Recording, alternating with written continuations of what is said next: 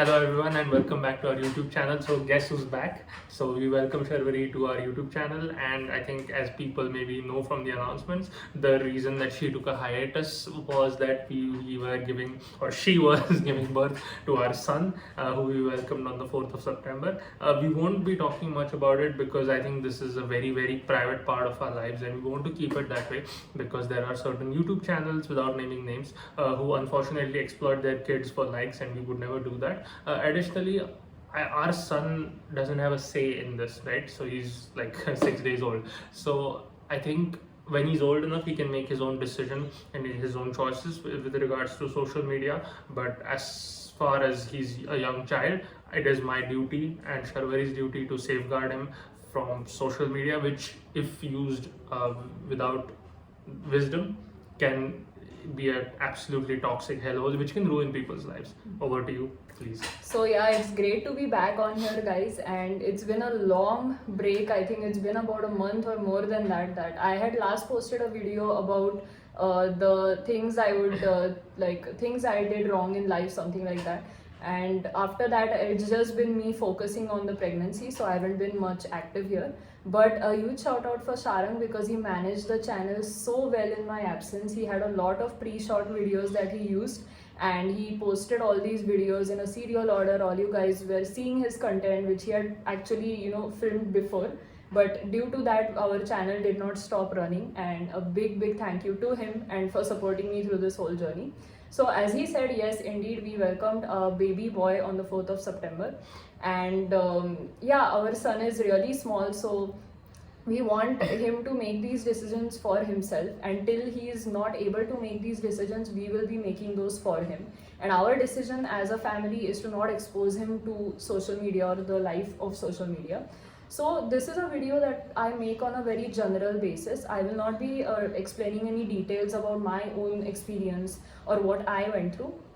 I think it is enough for you guys to know that yeah, we had a son and we are now parents. So that is the only thing that we want to share with you. So we respect that you will consider this thing as very private and not pry on all these things.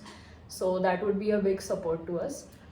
So I think we should come to the video. Yes. And of course, I was continuously making videos the whole 9 months that I was pregnant. The last 1 month when I was here at my mother's place to deliver, that time I could not be active. But now I am a new mother with a newborn, and he is a new father, and we are juggling life. We are trying to make things work. So it's very confusing right now. Yeah.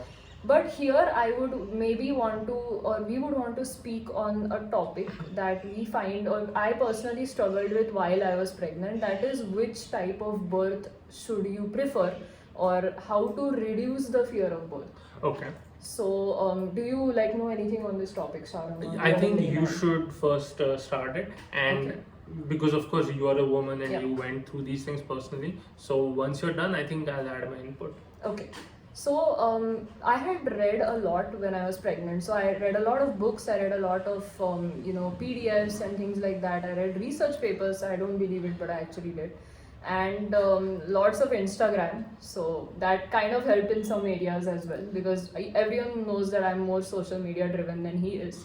So yeah, I did that. It was a great help. So before entering the delivery phase, as I entered into my third trimester, I started getting really anxious about birth. So all of you guys may have heard that birth is really painful, and it is equivalent to, someone described it as getting all 27 bones broken. Yeah. That's how people describe the pain of birth. And now all of you, this is addressed to ladies, but guys, you can also listen to this video if you have a sister, your wife, or any relative is pregnant, so that you can make use of this video for. But there are two main types of births in which a child is born. And without making it a science lesson, I'll get to the point fast. The first is a normal delivery, and the second is a C-section delivery. So a normal delivery is very basic. I mean, what happens is, once you hit that point in which the baby's lungs are mature enough, then hormones are released in a certain way that make you contract your cervix. So The cervix is an organ that is located deep in the birth canal, and it is like the bridge or the gate between the birth canal and the uterus, where the baby is actually residing for 9 months. So the cervix starts dilating and effacing. Dilation is how wide open the cervix is, and effacing is how soft it is in preparation for delivery. So an ideal normal delivery scenario would be that the cervix is dilated 10 centimeters and effaced 100 centimeters. Okay. That is when you start to push. What is effaced? You should explain it. Effaced, as I mentioned it, is when the cervix is soft enough. So the Okay. cervix should not be hard. Okay. It should be soft. So then, what that do you mean by the cervix is effaced 100 centimeters? If it's a measure of soft, 100%. 100%. So 100% soft for the baby's head to Okay. come into the birth canal and Okay. be Perfect. born Okay. eventually. Yeah. So that is an ideal birth scenario. So Mhm. when you reach this particular mark, the doctor tells you to push. Yes. Then starts the arduous journey of pushing and pushing, and finally your child is born. Mm-hmm. That is what a normal delivery is. Mm-hmm. And the other option is a C-section. Now C-sections are considered a bit controversial, and this Yeah. is what I want to speak about in this video. Yeah. Okay. Now there are two reasons why you might have a C-section. One is you have a planned C-section. So like in the middle of your pregnancy, due to some health issues, you may have high BP, you may have gestational diabetes. All of these contribute to you having a planned C-section. So you Mhm. know the date on which your baby is going to be born. Yes. You know it pretty early on in the pregnancy that this is the day I'm going to give birth, Mhm. and that is a C-section. So what they do in a C-section is your birth canal is not used at all. What they do is they make a cut on your abdomen. They cut deep through 7 layers of skin. That includes your abdomen, that includes all the fat inside, Yeah. that includes your bladder somewhat, your intestines and all some parts. And then they reach the uterus and the baby is surgically removed. That is what a C-section is. And of course the procedure after that remains the same, is that the placenta is removed as well. Yeah. The umbilical cord is cut. Yeah. The process is the same. However, a C-section birth involves the baby being pulled upwards and not being born through the normal route of the birth canal. Mm-hmm. But sometimes there are some situations in which you need to go for an emergency C-section. Mhm. So in event of any trouble to the mother during delivery, Mm-hmm. or any event where the fetus is in distress, Yeah. those are certain times when a C-section delivery may be taken at the Because last minute. sometimes the umbilical cord can wrap around the baby's neck, for example, and when the doctors see that, then it becomes risky to deprive the baby of oxygen for extended periods of time, wherein the doctors just make that medical decision. Exactly. Or one more scenario that can happen is that the baby actually poops in the uterus, so it's called meconium. And if the baby swallows that, then it starts to choke on it, another Okay. sign of fetal distress. Okay. So in such a case also an emergency C-section is proposed. Okay. Now these are the two types of ways in which babies are born. Yes. Now I'm going to speak a bit about which way is right and wrong. Okay. That's right, there is no right or wrong. Yeah, I was also confused. So many women think that they have failed somewhere if they are suggested a C-section, or at the last minute the C-section is put onto them, sorry. Mm-hmm. So they think a C-section is a form of failure, and that is why I'm here to tell you guys that it's not. Irrespective of whatever delivery you have had, you grew an entire human for 9 months inside you. Yeah. And getting it out safely with the least possible complications is what should be your aim. Right. So many women have a birth plan, they want to go according to that, no change in it. But sometimes these last minute decisions have to be made so that you can ensure the best possible arrival of your little one. Okay. That is what is there. So I think why I'm telling this here is because women need to, pregnant women need to know that your life will not go according to plan. Yeah. So you may have a certain idea of how your birth is going to look like, but things can go very, very different, and you may have another whole different birth Yeah. at all. Okay, so I'm going to say something here which might be a little controversial. Sure. And I'm not sure how this will be received, but this is what I genuinely believe to be the truth. So cesarean section, or C-section as it's called, was invented around 50 to 70 years ago. Correct me if I'm wrong. So Possible. Yeah. until then, all recorded births in human history have had happened the normal way, where it's pushed through the birth canal. So my point being that the woman's body is designed to push out the baby the quote unquote the normal way, whereas but you have to acknowledge even there that even in the normal births, infant mortality as well as maternal mortality was through the roof. So modern medicine definitely has brought about a revolution in that.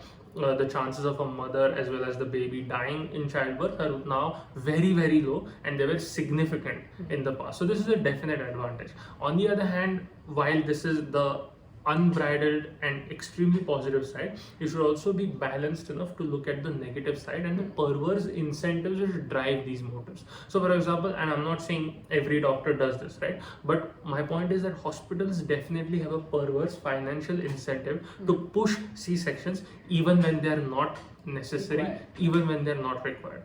This is one, and I'm not saying this happened in one particular case or did not. I'm just saying that this is one perverse incentive which happens.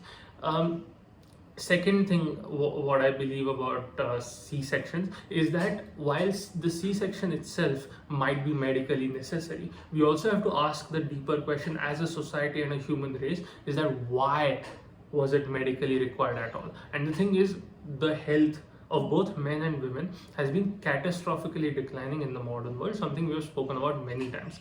And especially because we're talking about women today are much less healthy, in my opinion. Like modern urban women are much less healthy than their counterparts in the villages and rural areas, as well as people who lived in the past. Their fertility, they have a lot of fertility issues, they have a lot of PCOD as well as obesity.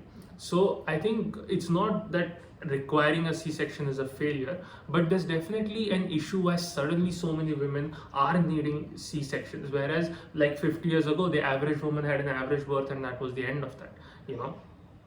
So I think that we as a society have to grapple with the fact that why is women's health so bad? Why are they lacking the flexibility of the hips that is required? Is it because they don't get enough exercise? And I'm not trying to say that only women have this problem. Men have this problem too. It's just that this is an issue about birth, which is why I'm talking about women. That's it from me. That makes sense. Actually, like the reason or the C-section thing, it makes sense that I've heard a lot of cases where maybe a C-section wasn't required, but it was pushed on the woman. Yeah. And the thing is, like being now a mother or previously a pregnant woman, every small decision, like you are thinking about your child so much, Yes. and you're like, okay, nothing should affect it in any way. Yes. And that is why it becomes very hard for you to maybe decline things like that. So my tip for women out there is that really be inquisitive in your pregnancy. So you should ask a lot of questions. You should drive not too much but the doctor crazy, in knowing what is going on with your body, with your health and the baby's health, so that you can make the best informed decision for yourself. But also remember to be flexible in your birth plan, because things, I mean, we are not going to share here what we went through or what type of birth I had, but of course I had a birth planned, or I had something I had in my head, but of course things went a bit different. Not too different, but a bit different. Yes. So I maybe had that flexibility, that's why I was able to better adapt to it. But sometimes women go into a bit of a shock knowing that they have to choose a different birth. Yes. So yeah, I guess this was the main point of mine. And I would say that for modern women, since money is not that much, like okay, for some it is definitely an issue, but women have never been this financially emancipated in all of human history or all of recorded human history. So I think today's women really need to focus on their health, take care of their health. Since I see so many of my friends undergoing PCOD, it really is a heartbreaking condition. So I would say focus on God, family. Though there is a lot of wisdom in the old ways, and just because some aspects of the old ways are bad for you doesn't mean that all of the old ways are bad for you. And I think mostly they were still beneficial with some problematic elements. And yeah, just stay safe and take care of your health, because that really is in your hands. Aside of some, of course, unfortunate people who have genetic defects, but other than that, for most people.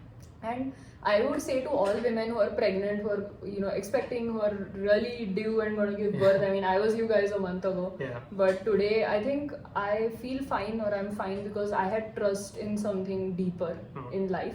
And there was a point in my birth story where I literally surrendered. So I trusted doctors, I trusted everyone, medical professionals, whoever they are. I just put my trust out in the universe. I knew it would be fine, and thankfully it was fine. So I would say that you should do the same. Do not get scared. I know it's easier said than done. Yes. I was really scared myself, but with God's grace, everything is good, and I'm sure that your pregnancy and your birth story, your postpartum period, everything will be fine as well. So I guess that's it from our side, and you will see a bit less of us. We'll try to make videos with, but not to the same frequency now that we are juggling a newborn. So life is really busy. But of course, you know, the YouTube family knows what we are going through, so I know that you guys will understand, and you'll see us in shorts or small videos we occasionally put out there. I think, I just want to conclude on one note. Sure. Is that like in the modern world, we often tend to get lost in a lot of things, and we think our life is our career, or our life is our this, our life is our that, and we run like a hamster in the wheel after things. But I think what truly matters is what has always mattered to humans since time immemorial, which is a family, which is a community, which is God, which is friends, and which is physical and mental health. Thank you, and like, share, and Thank you subscribe. guys, and like, share, and